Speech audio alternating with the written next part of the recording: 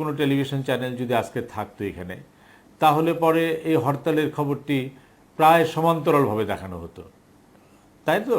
তো এইরকম আপনি ইন্টারন্যাশনালিও আমরা অনেক সময় দেখেছি, যেমন ধরেন আল জাজিরা, এই যে রায়গুলি হলো, আল জাজিরার মানে আপনি ট্রিটমেন্ট যদি দেখেন, এটি বাংলাদেশের অনেক টেলিভিশন চ্যানেলের চাইতেও খুব পক্ষপাতদুষ্ট ট্রিটমেন্ট।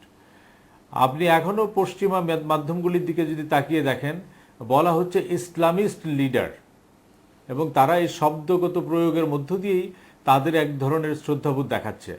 আর বাংলাদেশে আমাদের যদি টেলিভিশন স্টেশনগুলির দেখে দেখেন যে হ্যাঁ, কতগুলি একটা ফ্যাক্টস দেখানো হচ্ছে যে কোর্টে এরকম একটা জাজমেন্ট হয়েছে, এবং তারপরের যে তিনটে স্টোরি, সেই স্টোরি কিন্তু এস্টাবলিশ করে সেই স্টেশনগুলির এডিটোরিয়াল পলিসি। অর্থাৎ কামারুজ্জামানকে কোর্ট এই জাজমেন্ট দিয়েছে, এইটার মধ্যে কোনো কমেন্ট কিন্তু আমরা দিচ্ছি না। কিন্তু তারপরে তিনটা স্টোরি যখন আসছে যে শেরপুরের সুরেন শাহর বাড়িতে তিনি কি কনসেন্ট্রেশন ক্যাম্প করেছিলেন, সোহাগপুরের হত্যার নারী নির্যাতন এবং হত্যাকাণ্ডের নেতৃত্ব দিয়েছিলেন, সেই স্টোরিক্যালি কিন্তু এস্টাবলিশ করে যে আমাদের স্টেশনগুলির এডিটোরিয়াল পলিসি কী।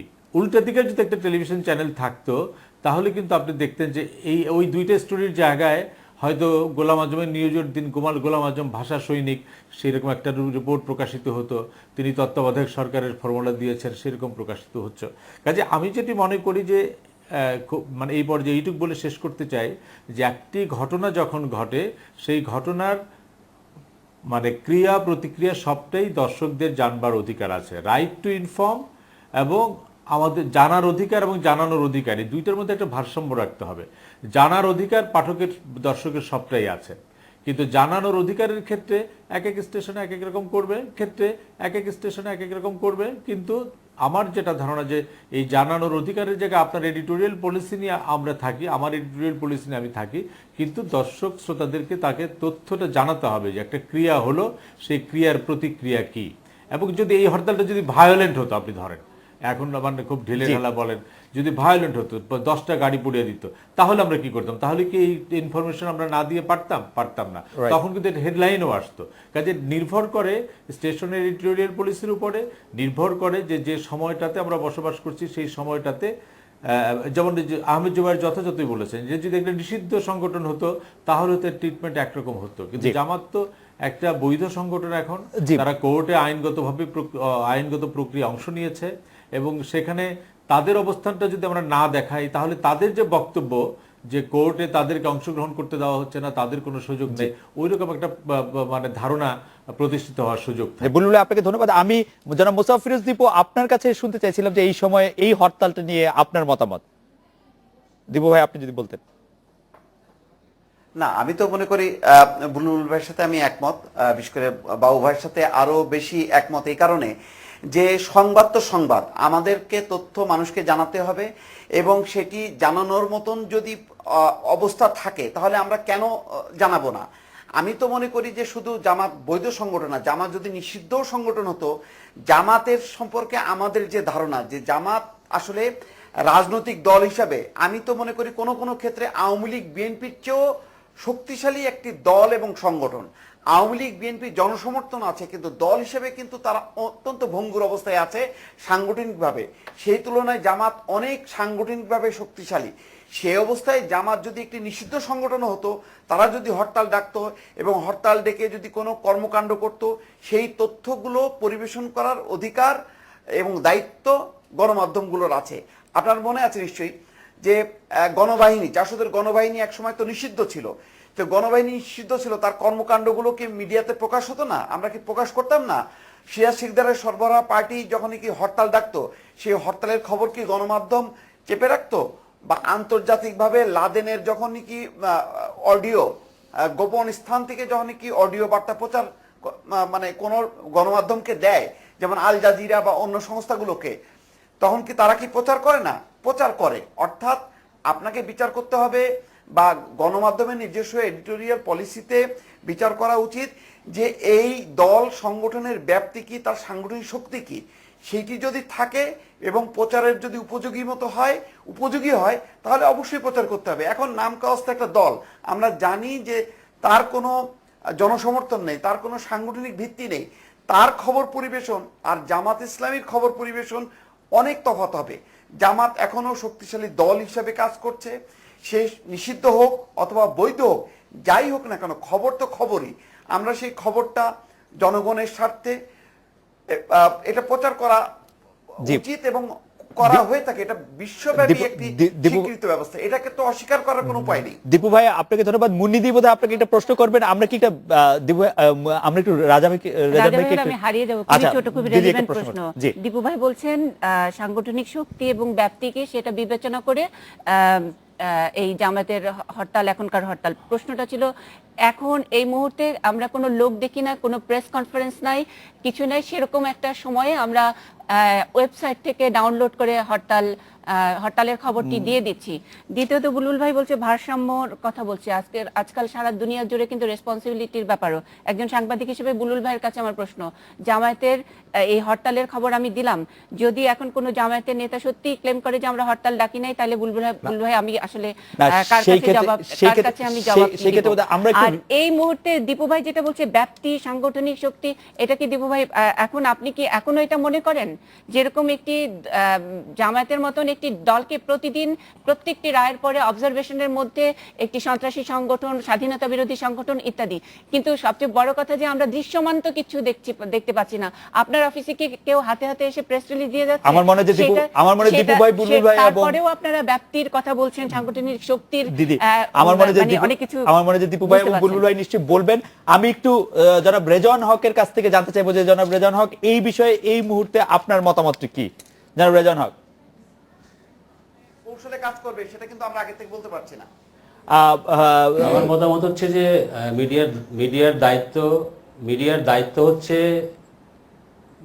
মিডিয়ার দায়িত্ব মানুষকে, দর্শককে তথ্য দেওয়া, এবং জামাত এক একটি রায়ের পরে মানুষের সবচাইতে দরকারি তথ্য এটাই।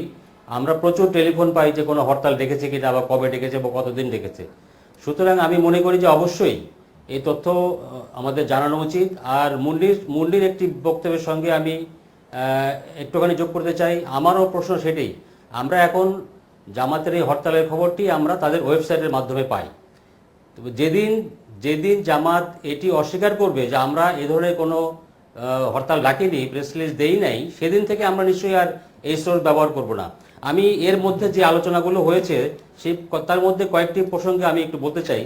যেমন জোবায়ের ভাই একটি কথা বলেছেন, আমার মনে হয় তিনি অসাবধানতা বশতে বলেছেন যে যতদিন জামাত নিষিদ্ধ রাজনীতি করার অনুমতি পাবে ততদিন তাদের খবর প্রচার করতে আমরা বাধ্য। আমি মনে করি না যে আমরা কারো খবর প্রচার করতে বাধ্য। আর মোজাম্মেল বাবু একটি কথা বলেছেন যে সরকার যদি বাইতুল মোকাররমে গোলাম আজমের জানাজা পড়ার অনুমতি দেয়, সেটা যদি দোষের না হয়, তাহলে আমরা সেই খবর প্রচার করলে দোষের হবে কেন? আমি সরকারের কি ভূমিকা, সরকারের ভূমিকার সঙ্গে মিডিয়ার খবর আমি মোটেও তুলনা করতে চাই না। আর জনাব মোস্তফা ফিরোজ দীপু যেটি বলেছেন যে আওয়ামী লীগ বিএনপির চাইতে জামাত অনেক বেশি শক্তিশালী, এটি তার ব্যক্তিগত মত। এই মতের সঙ্গে নিশ্চয়ই অনেকে দ্বিমত করবেন। আমি সর্বশেষে এই পর্যায়ে যেটা বলতে চাই যে জামাত যতটুকু ডিজার্ভ করে ততটুকুই তাকে যদি দেওয়া হয়, তাহলে আমি মনে করি না দোষের কিছু। যদি না বেশি হয় সেটা অবশ্যই দোষণীয়। সেটা যেমন জামাতের ক্ষেত্রে প্রযোজ্য, সেটি আওয়ামী লীগ বা বিএনপির ক্ষেত্রে প্রযোজ্য। রেজান ভাই, আপনাকে অনেক ধন্যবাদ। আমরা একটা বিরতি নিয়ে এসে নিশ্চয়ই আপনাদের মতামত এই প্রসঙ্গে শুনবো এবং এটি চলতে থাকবে। আমরা একটা বিরতি নিয়ে ফিরছি কিছুক্ষণ।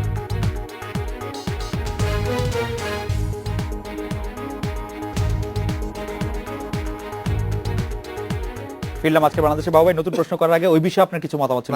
ওই বিষয়ে বক্তব্যটা হচ্ছে, আমি যেটা বলতে যাচ্ছি, তথ্য দিতে হবে এবং তথ্য পরিবেশনের সঙ্গে যদি আপনার ভিউ পয়েন্ট থাকে, যেমন আমি আমার কথাই বলি, 71-এর কথা। 71 সেদিন নিশ্চিত হওয়ার চেষ্টা করছে, ইসলামী ফাউন্ডেশনের ডিজিকেও সাথে সাথে ইন্টারভিউ করেছে যে এখানে যে জানাজা হচ্ছে আপনারা কি করছেন, আপনারা কি অনুমতি দিয়েছেন? তিনি আমাদেরকে বলেছেন যে কোনো লিখিত কিংবা মৌখিক অনুমতিই চাওয়া হয়নি। এবং তখন তাকে প্রশ্ন করা হয়েছে, কেউ আমানুল্লাহ কবির ছিলেন আমাদের একটা অনুষ্ঠানে, উনি বলেছেন একজন মুসলমানকে যদি এখানে নিয়ে আসে আপনি কি করবেন? এমনকি ইসলামী ফাউন্ডেশনের ডিজি বলছে এজিদপন্থী এইসব লোকজন মুসলমান কিনা এ নিয়েও সন্দেহ আছে। সো আমাদের দিক থেকে আমাদের যে এডিটোরিয়াল পলিসি, গোলাম আজমের মতো কুখ্যাত জঘন্য নিগৃহীত একেবারে আস্তাকুরের লোকের যে জাতীয় মসজিদে জানাজা হওয়া প্রয়োজন উচিত না, এটাকে স্টাবলিশ করার জন্য আমার এডিটোরিয়াল পলিসিতে যতটুকু ফুটেজ দরকার, যতটুকু কমেন্ট দরকার আমরা করেছি। এবং আমি মনে করি, যেমন আমি জো ভাই এখানে আছে, হেফাজতের 5ই মের অভিযানের দিন আমাদের কিন্তু পুলিশ পিটায় ওখান থেকে ভাগাই দিচ্ছে, এটা দেখানোই যাবে না। তারপরেও আমরা রণক্ষেত্রের মতো করে সময় আমাদের চেয়ে হয়তো একটু বেশি দেখিয়েছে এবং আমরাও লাইভে ছিলাম। আজকে তো এইটাই অ্যাসেট। আজকে যে সরকার বলছে একটি মানুষও মরে নেই, তার প্রমাণকে, তার প্রমাণ সময়ের লাইভ কভারেজ এবং 71-এর লাইভ কভারেজ। এখন আমরা যদি বলি ওখানে হেফাজতিরা দখল করে বসে আছে, এই দৃশ্য জাতিকে দেখালে জাতি ভয় পেয়ে যাবে, জাতি কি পাবে না পাবে জাতির দায়িত্ব তো আপনার পরে নেই। আপনি তথ্য দেখাবেন, তথ্যকে বিক্রি, দিগন্ত কি করেছে, একটা লাশকে 1000 লাশ করে দেখিয়েছে, সেটা আপনি করবেন না। কিন্তু সঠিক তথ্য সঠিকভাবে with editorial input, with your editorial comment, আমি আমার ধারণা সব সময় দেওয়ার মানে পক্ষে। আমার মনে হয় যে মানে আপনি যখন নাকি হাজার হাজার মানুষ দেখাচ্ছেন তখন কি আপনি মানুষকে বলে শুনেন দিচ্ছেন মুন্নি, ব্যাপারটা হচ্ছে কি যে যা কিছু ঘটে এটা লুকানোর কিছু নাই, সারা বাংলার মানুষ বুঝে যে 2 দিন সময় পাওয়ার পর, একটু বলি 2 দিন সময় পাওয়ার পর, 2 দিন সময় পাওয়ার পর সারা দেশ থেকে জামাত যে 7-10 হাজার লোক জোগাড় করতে পারে, এটার মধ্যে কোনো বীরত্ব নাই। হ্যাঁ, এবং all of them are paid, একটিও জনগণ। আমি লুকানোর কথা তো বলছি না বাবু ভাই, সাংবাদিক হিসেবে তো আমি লুকানোর প্রশ্নই করতে পারি না। কিন্তু আমি দেখাবেন, হাজার হাজার মানুষ দেখাবেন, এটা আপনার ট্রিটমেন্টের বিষয়, আপনি দেখাচ্ছেন পলিসির বিষয়, পলিসির বিষয়ে আপনি পলিসি, আপনার স্টেশনের পলিসি, হ্যাঁ আপনি ওটা লাইভ করবেন, দেখাবেন, ঠিক আছে। আরেক স্টেশনের পলিসি যে না আমি কোনো কিছু লাইভ করব না, আমি দেখাবো না। আর আপনি ওইটাকে লাইভটাকে জাস্টিফাই করার জন্য আপনি ইসলামী ফাউন্ডেশন ডিজিকে লাইভে আনবেন, তারপর জিজ্ঞেস করবেন যে এখানে জানাজার অনুমতি নেওয়া হয়েছে কিনা। জানাজার কিন্তু কোথাও কোনো অনুমতি নেওয়ার প্রয়োজন বোধ হয় না। ডিজি বলেছেন অনুমতি নিতে হয় না, মসজিদ কখনো না, এটা কখনো কোনো মসজিদে জানাজার অনুমতি নিতে হয় না। আমার মনে হয় যে এটা একেবারে। আপনাকে জবাই আরেকটা কথা বলি, 71-এর কিংবা যে কোনো টিভির ব্রডকাস্টটা আরো পরিপূর্ণ হতো, যেটা আমরা শুনেছি, দেখাতে পারিনি। দেখাতে তো অনেক কিছুই পারি না। ইসলামী ব্যাংকের তলা থেকে ওদেরকে ছুটি দেওয়া, ইসলামী ব্যাংকের জানাজার জন্য সমস্ত লোক ইসলামী ব্যাংকের তলায় জড়ো হয়েছে। এই জন্যই আমি আপনার ওই কথার সাথে, আমাদের ব্রডকাস্ট আরো কমপ্লিট হতো। না, আমি আপনার ওই কথা, আমার মনে হয় যে এই জায়গায় আমরা দিদি আপনার প্রশ্ন নিয়ে একটু বলি, আমি ওই কথার সাথে একমত না যে আমি যা পাই তাই আমাকে দেখাতে হবে, আমাকে বাজ বিচার করতে হবে। অবশ্যই বাজ বিচার করতে হবে। বাজ বিচারটা যেহেতু ওনারাও করে, মানে ধরেন